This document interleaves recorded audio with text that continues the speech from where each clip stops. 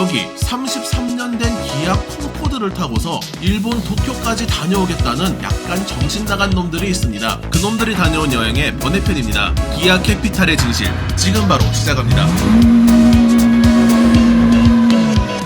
콩코드, 캐피탈, 그리고 마스다 카펠라 GC, 이 셋의 삼각관계, 오해, 그리고 진실. 이번 영상의 한 줄 요약은 우와, 기아 캐피탈 생각보다 대단했던 차였다 입니다. 그 이후부터 캐피탈 대 마스다 카펠라 GC의 비교까지 이번 영상에서 쉽게 설명드리겠습니다. 우선 일본 마스다의 카펠라 GC라는 중형차를 기아에서 정식으로 구매해와서 개조를 거쳐서 콩코드로 출시했다. 여기까지는 다들 아실 겁니다. 그런데 기아 입장에서 이미 사온 기술로 한 차종만 만들기는 아쉬우니까 그 아래급도 만들어서 라인업을 늘리면 어떨까 라는 생각을 하게 됩니다. 콩코드와 동일한 베이스로 저렴한 버전 중형차 만들기 오히려 쉬울 것 같긴 합니다. 콩코드에서 옵션 좀 줄이고 엔진 작은 것 좀 넣고 하면 개발 끝, 이런 거 아닌가 싶기도 한데, 진짜 문제는 당시 기아 산업의 기술진들이 심각한 자동차 매니아들이었다는 겁니다. 프라이드 생산 당시에 마스다에서 당한 수모를 되갚는 것인지 최신 기술 엔진도 넣어서 직접 세팅해버리고 독일제 최신형 컴퓨터도 심어버리고 맙니다. 거기다가 앞뒤 디자인까지 모조리 바꿔버려서 원본인 카펠라 GC나 형제차인 콩코드랑 호환도 거의 안되게 만들고는 기술 독자 개발의 깃발을 꽂아서 캐피탈이라는 이름으로 출시해버리고 맙니다.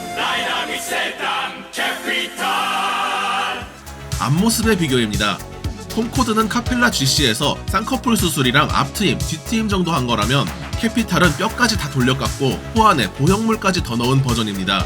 지금 2023년 현재 시점으로 보시기에는 본모습에 별 차이도 나지 않는 거를 억지로 과장해서 말하는 듯한 느낌을 받으실 수도 있습니다. 하지만 그때 기아 자동차는 지금 같은 자동차 회사가 아니라 배워나가는 단계의 회사였습니다. 또 세계적으로도 자동차 디자인을 파격적이고 입체적으로 만드는 동시에 충돌 안전 규제까지 만족시킨다? 이런 게 어렵던 시절입니다. 캐피탈이 출시되던 1989년의 시점으로 시청해주신다면 감사하겠습니다. 그리고 무엇보다 기아 캐피탈은 겉모습이 다가 아니라 엔진 후드 속에 진정한 가치가 숨어 있으니 꼭 끝까지 시청 부탁드리겠습니다. 전체적으로 크롬이 콩코드보다 적어서 카펠라 GC랑 더 닮은 첫인상이긴 하지만 엄연한 독자 디자인입니다. 특히 이렇게 그릴이랑 헤드램프가 한 번에 안 이어지는 부분은 영상으로 보면은 이게 카펠라 부품 아닌가 싶을 정도인데 실제로는 완벽하게 다른 부품입니다. 캐피탈은 아예 와이퍼 주변에 후드 절개선까지 동그랗게 돌려 깎은 독자 디자인입니다. 철판으로 드러나 있는 콩코드, 카펠라 GC와는 다릅니다.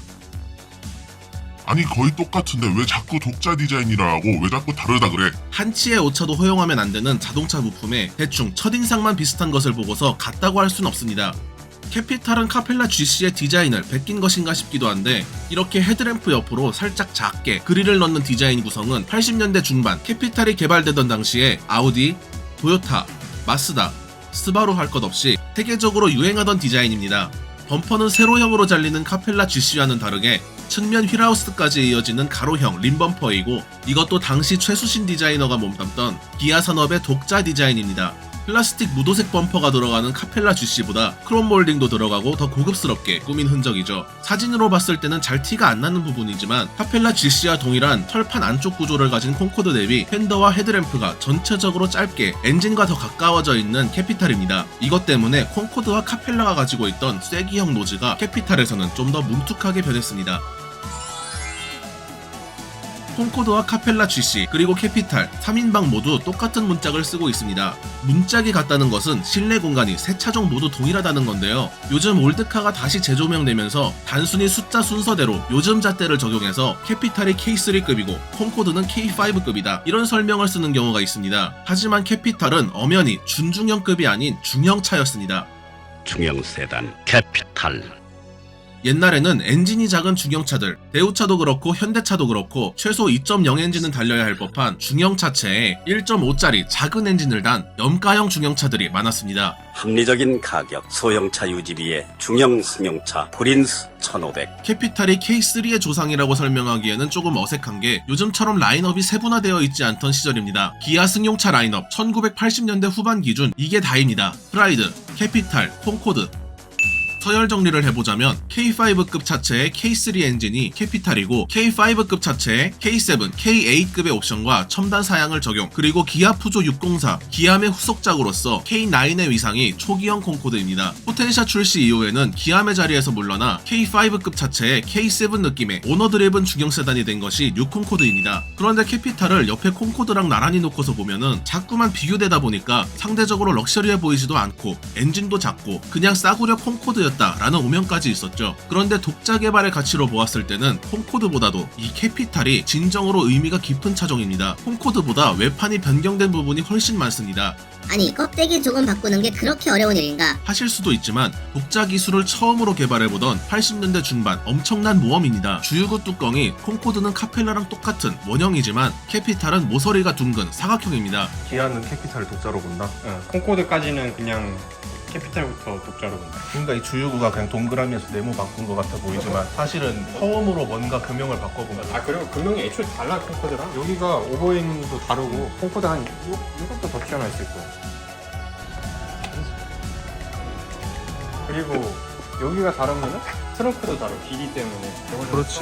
다 다른 거예요. 다는 아니지만은. 이렇게 겉을 바꿀 때 첫 번째 복병은 빗물입니다. 빗물이 빠져나가는 구멍이 잘 설계되어야 물도 안 고이고 녹도 슬지 않습니다. 기아에서 독자적으로 트렁크를 만들어 붙였던 프라이드 베타도 트렁크 빗물 배수 설계를 처음 해보다 보니까 트렁크 속으로 빗물이 다 새어 들어가고 결국은 녹이 슬어버리는 설계 미스가 있었죠. 두 번째 복병은 내구성입니다. 수십 번, 수백 번 열렸다 닫혔다 하는 경첩도 모양을 바꿔야 하니까 내구성 좋게 새로 설계해야 하고, 이 주유구의 뚜껑도 손으로 눌렀을 때 쑥 들어가서 움푹 패인다든지 그런 일이 없어야겠죠. 뒷범퍼도 카펠라와 다르게 가로로 잘린 범퍼가 적용되어 있습니다. 테일램프의 형상도 카펠라와 완전히 다르죠. 호환 불가의 독자 디자인입니다. 그냥 호환되는 게 문짝 빼고는 없다고 보시는 게 맞습니다. 외관만 해도 이만큼이나 다른데 엔진 쪽이 정말 충격 그 자체입니다.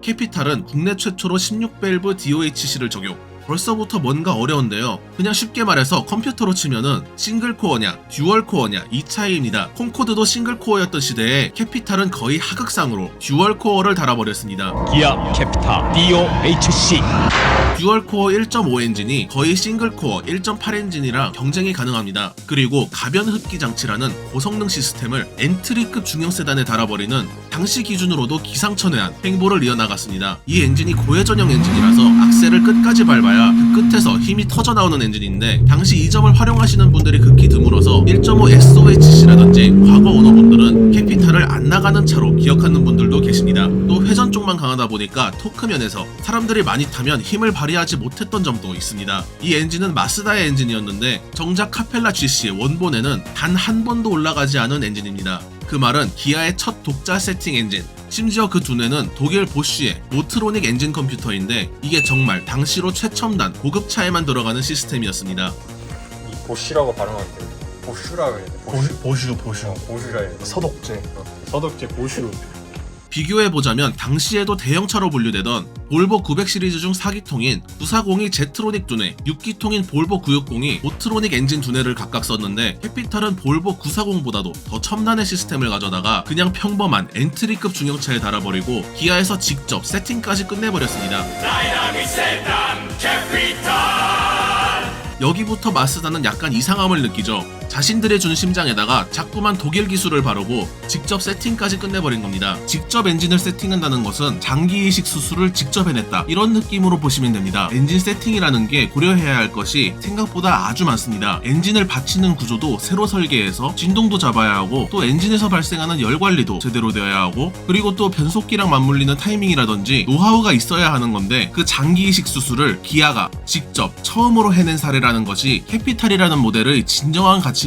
그래서 캐피탈 이후부터 위기를 느끼고 다음 세대 차 플랫폼 제공은 어려운 내색을 비추자 기아는 그때부터 고유 모델인 세피아 개발을 시작하게 됩니다. 이것 때문에 기아 내에서는 캐피탈부터 독자 개발로 친다는 얘기가 있을 정도로 염가형 중형 세단이라는 타이틀과는 다르게 기아 독자 개발 역사의 메인 주인공입니다. 실내는 후기형 카펠라 GC와 거의 동일한 수준이라서 딱히 차별점은 없습니다. 가끔 이 차들을 보고서 베꼈다, 카피다 하는 분들이 계시지만 정식으로 라이센스 받아서 계약해서 가져왔던 겁니다. 한국 판매되는 가격의 2%를 조건으로 쌓아서 기아 나름대로 개조한 모델입니다. 또 이때 배운 기술로 프라이드 베타를 만들어냈다고도 볼 수 있는 게 프라이드의 원판인 마스다 121은 애초에 5도어 버전과 세단 버전이 없던 차이입니다. 프라이드 베타와 프라이드 5도어의 뒷문짝은 기아에서 개발했고 이 프라이드 베타의 뒷모습 디자인도 기아의 독자적인 개발 실력이었습니다. 이렇게 쌓은 기술로 독자 모델이 생기고 독자 엔진까지 개발하게 된 것입니다. 그동안 기아 콩코드 캐피탈은 마스다의 모델을 국내에서 생산한 차다. 짧은 문장으로 설명되곤 했습니다. 맞는 말이긴 합니다. 하지만 그 문장 속에 생략된 부분들, 기아 콩코드 캐피탈은 마스다의 모델을 차대 등은 공유했으나 나름의 독자 디자인과 금형 기술, 독자 엔진 세팅 기술을 더해서 배워나가는 과정의 차들이었고 결국 세피아라는 독자 모델을 만드는 발판 역할을 할 수 있도록 한 차이다. 그동안 이 생략되던 부분들이 앞으로는 생략되지 않고 꼭 기억되었으면 합니다. 시청 감사드립니다.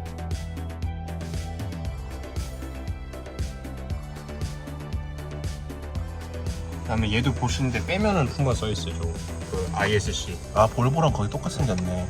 요거 말고 ECU 있잖아요. ECU가 그래서 BMW 230이라고 하는지.